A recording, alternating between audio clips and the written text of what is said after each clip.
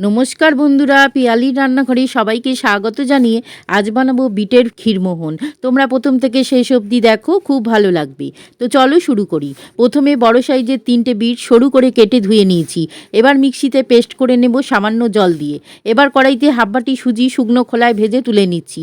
তারপর কড়াইতে 1 চামচ ঘি দিয়ে বিটের পেস্টটা ঢেলে নেড়ে নেড়ে সব জলটা শুকিয়ে গেলে একটু ভাজা ভাজা করে সুজিটা অল্প অল্প করে ঢেলে দেব। ভালো করে মিশিয়ে তারপরে 300 দুধ দিচ্ছি।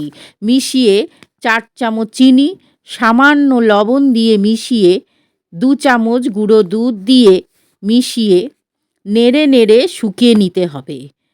যখন কড়া থেকে ছেড়ে আসবে তখন নামাবো। তারপরে হাতে একটু ঘি লাগিয়ে গরম অবস্থাতেই অল্প অল্প করে নিয়ে হাতে দিয়ে গোল গোল করে নিতে হবে।